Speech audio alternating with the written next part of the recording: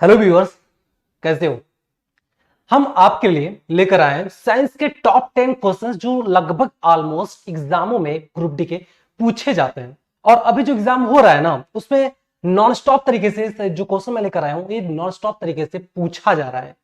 तो मैं उन्हीं सब क्वेश्चंस को आज लेकर आया हूं आपको। तो जो हमारा पहला क्वेश्चन है, सॉल्व करते हैं। निम्नलिखित रासायनिक अभिक्रिया किस श्रेणी की अभिक्रियाओं में से संबंधित है। आपको एक रिएक्शन दिया गया जिससे बोला गया NaCl प्लस AgNO3 NaNO3 एक कौन सा है जो कि AgCl। NaCl जो आपका एक नमक होता है। अच्छा, यहां पर देखो, यहां पर रिएक्शन कौन सा हो रहा है, रिएक्शन को समझना। जैसे यहां पे NaCl आपका क्या है, एक कॉमन साल्ट का नाम है NaCl, सोडियम क्लोराइड। AgNO3 इसको क्या बोलते हैं, सिल्वर नाइट्रेट बोलते हैं। यहां पर क्या हो रहा है, सोडियम नाइट्रेट हो रहा है, यहां पर सिल्वर क्लोराइड बन रहा है। ठीक है, अब ये चीज समझो। यहां पर देखो NaCl ये रहा, ये AgNO3 रहा। अब होता क्या है, जो सोडियम है वो भाग जाता है किसके पास, नाइट्रेट के पास। सोडियम नाइट्रेट के पास जा रहा है, वेट अ सेकेंड, सोडियम आपका नाइट्रेट के पास जा रहा है। और क्या हो रहा है, आपका क्लोरीन वो क्या बोलते हैं, सिल्वर के साथ चला जा रहा है। दूसरे आप रिएक्शन में देखोगे तो Na आपका NO3 के साथ है और AgCl के साथ है। मतलब दोनों ने ही अपना प्लेस चेंज कर दिया है। समझ गए होगे ना, हिंट तो समझ में आ ही गया होगा कि मैं किसकी बात कर रहा हूं। ठीक है, डबल डिस्प्लेसमेंट रिएक्शन क्या होता है, डबल डिस्प्लेसमेंट रिएक्शन। तो डबल डिस्प्लेसमेंट रिएक्शन रिएक्शन होता है जिसमें दोनों ही रिएक्टेंट अपना पोजीशन क्या कर लेते हैं, चेंज होते हैं, विच होता है डबल डिस्प्लेसमेंट। अगर इनमें से कोई एक करता तो आप उसको डिस्प्लेसमेंट बोलते हैं। इसी के साथ आता है कॉम्बिनेशन रिएक्शन आता है। कॉम्बिनेशन रिएक्शन किसे होते हैं, जब दो रिएक्शन आपस में क्या हो जाए, ज्वाइंट हो जाए और एक नए स्ट्रक्चर को बनाए, that is called combination reaction. तो अपना जो नेक्स्ट क्वेश्चन है वो क्या कह रहा है, 5 सेकंड में 40 क्यू प्रतिरोधक और 500 जूल 40 ओम होगा यहाँ पे, है ना। यहाँ पे क्या होगा, 40 ओम होगा प्रतिरोधक और 500 जूल उत्पादित करने वाली ब्लेंडर का विभवांतर ज्ञात करना। आपको विभवांतर बताना है सिंपली। तो विभवांतर निकालने के लिए आपको जूल का लॉ लगाना पड़ेगा। Sorry, joules law. जूल का लॉ क्या होता है, H बराबर होता है I स्क्वायर RT होता है। H बराबर I, हमको I पता नहीं है, करंट के बारे में हमको पता करना है। ठीक है, इरेज करता हूं उसको। H कितना अपना 500 जूल है, हीट कितना है 500 जूल है। करंट के बारे में कोई बात नहीं कही गई है। रेजिस्टेंस आपका 40 ओम है और टाइम आपका 5 सेकंड दिया गया, आई थिंक। हाँ, टाइम आपका 5 सेकंड दिया गया। आई स्क्वायर पता करने के लिए, आई स्क्वायर पता है 40 से 5 को गुणा करके 500 से क्या कर देना, भाग देना। तो आई स्क्वायर बराबर आएगा आपका 5 दुना के 2.5, 5 दुना के 2.5 कूलाम आ जाएगा। अब उसके बाद क्या करना है आपको, हम जानते हैं, क्या जानते हैं, भी बराबर यानी होता है आपका पोटेंशियल यानी विभवांतर बराबर होता है आपका I इंटू आर होता है। I इंटू आर भी हमको पता करना है। यहां से आई स्क्वायर की वैल्यू 2.5 है करंट का, तो आई की वैल्यू क्या हो जाएगी, वो हो जाएगी 1.5। इसका वर्गमूल निकाल दीजिएगा, आपको वर्गमूल निकल के आ जाएगा 1.5। अब 1.58 में 40 से क्या कर देना है, गुणा कर देना है। 1.58 में 40 से क्या कर देना है, गुणा करते हैं। जब गुणा करो तो आपका कितना आ जाएगा, 67.8 के अप्रॉक्स आएगा। 4 8 32 को 2 कैरे लगा 3, एक और देख लेते हैं। 4 25 20 3 23 को 3 कैरे लगा 2, 4 1 4 4 2 6, सॉरी 63.2 है इसका, 63.2 वोल्ट आएगा। ठीक है, 63.2 वोल्ट इसका आंसर आ जाएगा। ठीक, बढ़ते हैं अपने नेक्स्ट क्वेश्चन की तरफ। दोष मायोपिया जिसे बोलते हैं, मायोपिया के लिए कम करने के लिए किस लेंस का उपयोग किया जाता है। तो मायोपिया क्या होता है, एक बीमारी होती है आंखों में, एक विकार होता है जिससे क्या होता है, इंसान को पास की चीजें दिखाई देती है और दूर की चीजें ब्लर दिखाई देती है। तो इसको फिक्स करने के लिए हम लोग जो डॉक्टर पास जाते हैं तो डॉक्टर अवतल लेंस का इस्तेमाल करता है। अवतल लेंस एक्चुअली डाइवर्ज करता है, जितने भी पैरेलल रेज चल रही होती है ना, उनको डाइवर्ज कर देता है। ठीक है, तो यहां पे ऑप्शन जो हो जाएगा आपका 2 से हो जाएगा। नेक्स्ट क्वेश्चन, यदि किसी वस्तु को अवतल दर्पण के वक्रता केंद्र पर और उसी आकार की वस्तु को वक्रता केंद्र पर रखा जाता है तो बिंब की स्थिति क्या हो? बिंब का मतलब होता है इमेज। इमेज कहां बनेगा? अगर हम अवतल दर्पण है ना, कॉनकेव मिरर दिखा है तो होगा ही नहीं। देखो ये अपना कॉनकेव मिरर है, ठीक है। यहां पर सेंटर ऑफ कर्वेचर होता है, ये आपका फोकस होता है। उल्टा बोल दिया क्या? उल्टा बोल दिया लग रहा है। यहां पे क्या होता है आपका फोकस होता है, सॉरी सेंटर ऑफ कर्वेचर होता है, ये आपका फोकस होता है। जब भी लाइट होती है हमेशा एक पैरेलल जाती है, हमने बताया था, अच्छा बताया नहीं, आपको पता भी होगा। क्या पता होगा? लाइट जब भी यह प्रिंसिपल एक्सिस के, जिसको हम लोग क्या बोलते हैं, अक्ष बोलते हैं, इसकी अगर पैरेलल रहेगी तो पैरेलल जाने के बाद और मिरर से टकराती है तो क्या हो जाता है? फोकस से होकर गुजरेगा, पहला।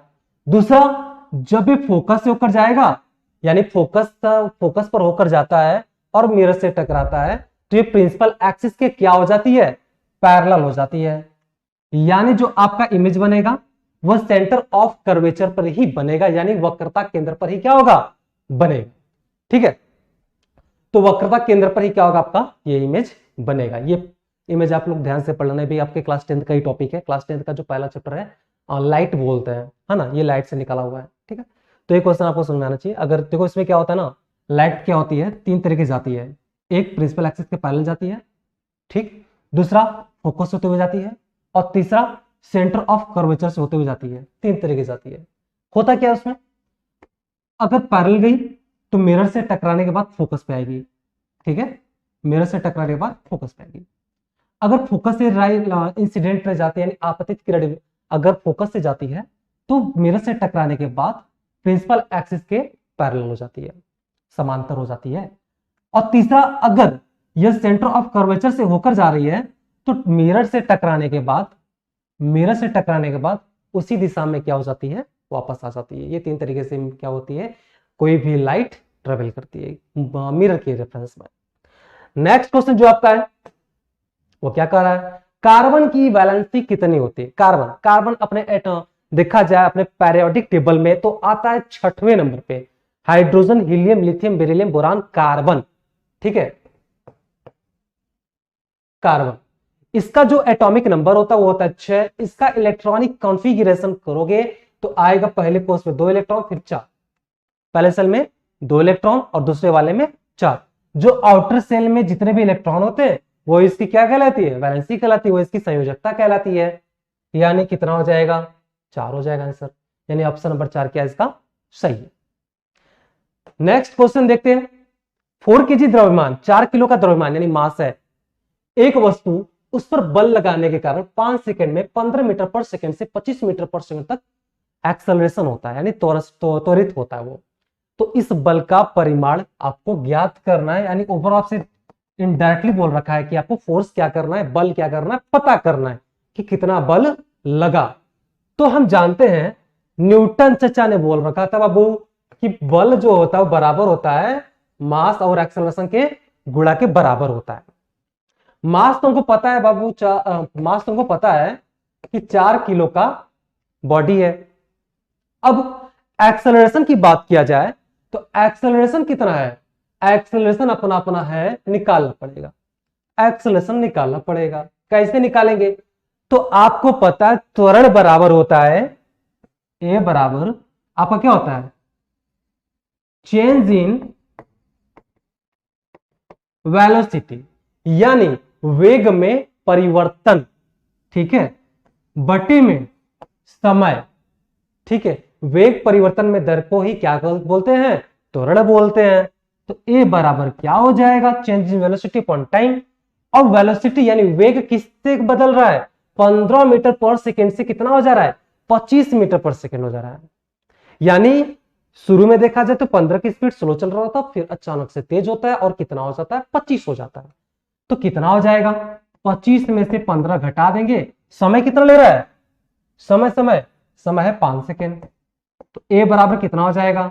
25 में से 15 गया तो 10 काटेंगे तो ए बराबर आया 2 मीटर पर सेकेंड स्क्वायर।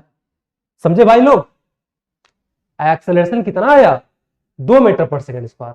और मास कितना है?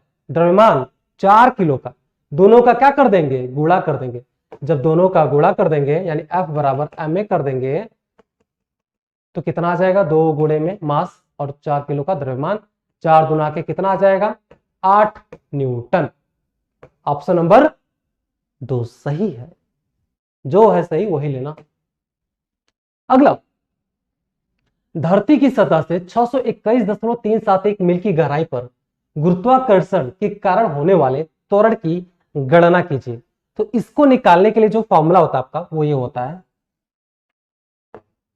इसको निकालने के लिए जो फॉर्मूला आता है आपका वो आता है GD बराबर G1 minus D upon are, जहां पर एक G का मतलब होता है ग्रेविटेशनल ऑफ डेप्थ, दूसरा होता है ग्रेविटी ड्यू टू एक्सेलरेशन, और ये होता है डेप्थ भी है, और यहाँ पे R का मतलब है पृथ्वी की त्रिज्या, रेडियस ऑफ अर्थ।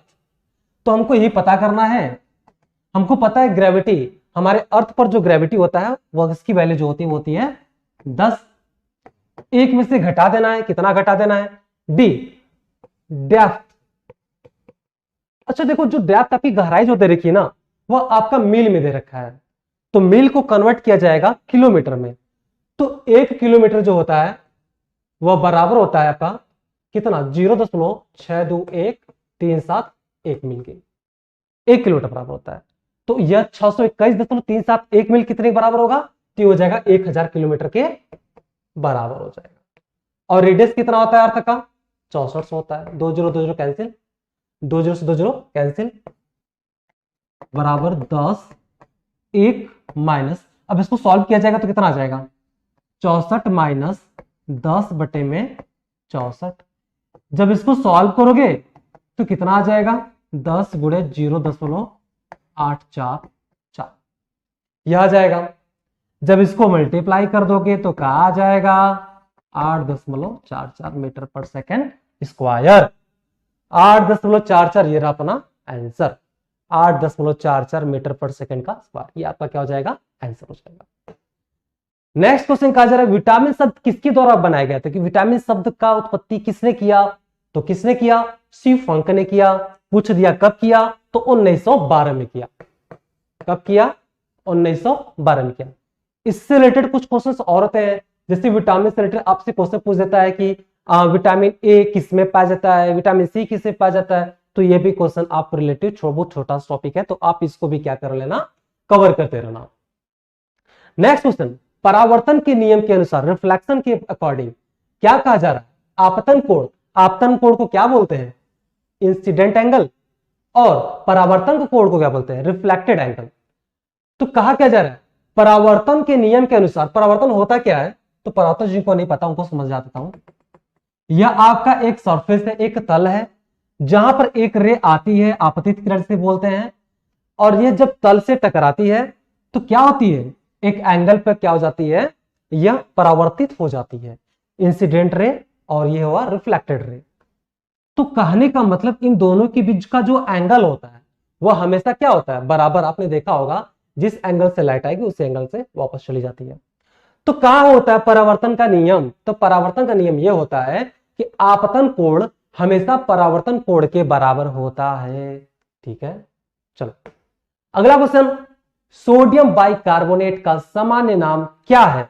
अरे यार ये एकदम पिचकू सा क्वेश्चन है, कौन नहीं बता देगा, बेकिंग सोडा।